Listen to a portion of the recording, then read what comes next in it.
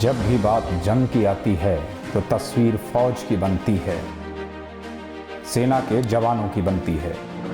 भारी भरकम टैंक और इन्फेंट्री बटालियन के बीच होने वाली जंग से इतर आज हम आपको उस लड़ाई के बारे में बताने जा रहे हैं जिसमें हिंदुस्तान की पुलिस ने पाकिस्तानियों को न सिर्फ नाकों चने चबवा दिए बल्कि 34 पाकिस्तानी इन्फेंट्री के सिपाहियों को मार गिराया। साथ ही पाकिस्तानी ब्रिगेड के 3500 रेंजर्स को पीछे हटने पर मजबूर कर दिया। आखिर कौन थी वह पुलिस बल और क्या थी वह घटना, आइए जानते हैं। तारीख 9 अप्रैल 1965, जगह सरदार पोस्ट, कच्छ का रण, गुजरात। वक्त रात करीब 2 बजे। साल 1965 में भारत और पाकिस्तान के बीच तंग हालातों में जंग का होना लाजमी होता जा रहा था। गुजरात के कच्छ का रण पर केंद्रीय रिजर्व पुलिस बल यानी सीआरपीएफ की 2 पोस्ट थी, एक सरदार पोस्ट और दूसरी टाक पोस्ट। सरदार पोस्ट पर 2nd बटालियन सीआरपीएफ के जवान तैनात थे। तनाव के चलते 8 अप्रैल को दोपहर में पश्चिमी Pakistani rangers Rajkot CRPF DIG को संदेश भेजते हैं कि वह बॉर्डर पर स्टैंड ऑफ के लिए लोकल कमांडर्स की मीटिंग करना चाहते हैं। हालांकि पोस्ट पर मौजूद अधिकारियों को यह बात कुछ हजम नहीं होती है और नाइट पेट्रोलिंग के वक्त वे अपने जवानों से और अधिक सतर्कता बरतने को कहते हैं। रात में सीआरपीएफ के बहादुर जवान पेट्रोलिंग कर रहे होते हैं।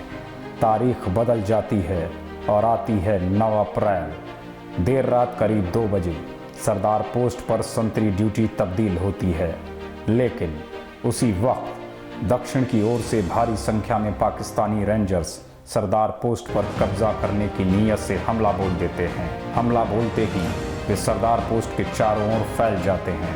सीआरपीएफ के वीर जवान पाकिस्तानी रेंजर्स का डटकर मुकाबला कर रहे होते हैं। दोनों ओर से गोलाबारी जारी थी। गोलियों और मोर्टार की आवाज़ से कच्छ के रण का इलाका थर्राने लगता है। आग के शोले आसमान तक उठते दिखाई देने लगते हैं। तभी करीब 600 गज पश्चिम की ओर से एक पाकिस्तानी मोर्टार सरदार पोस्ट पर काफी हमला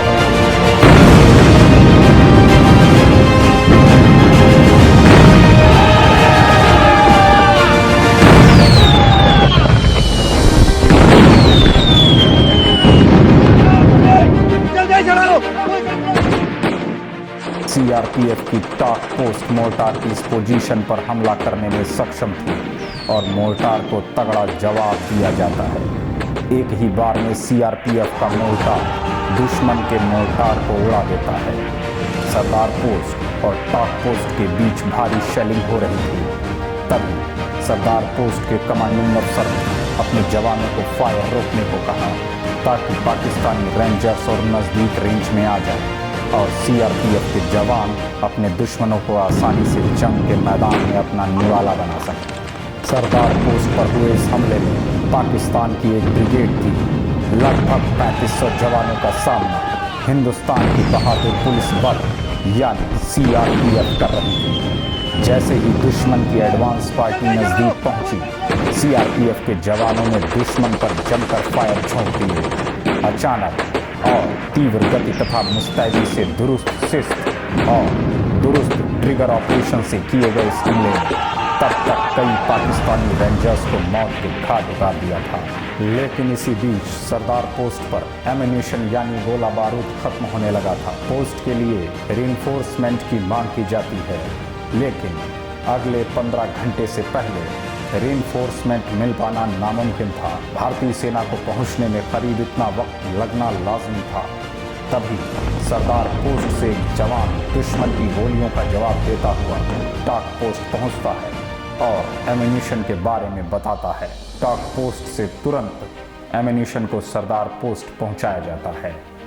सीआरपीएफ के बहादुर शौर्यवान जवान और 3500 पाकिस्तानी रेंजर्स के बीच यह जंग अगले दिन शाम 5 बजे तक चली। भारत माता के वीर सपूत इन सीआरपीएफ के जवानों ने इस अनोखी जंग में तब तक मोर्चा संभाले रखा जब तक कि इंडियन आर्मी नहीं पहुंच गई। इस बीच पाकिस्तानी फौज के 34 सिपाहियों को केंद्रीय रिजर्व पुलिस बल के वीर जवानों ने मार गिराया। 2nd बटालियन सीआरपीएफ की एक छोटी टुकड़ी ने गुजरात के कच्छ के रण में सरदार पोस्ट पर एक पाकिस्तानी ब्रिगेड के एक हमले को सफलतापूर्वक लड़ा और जीता।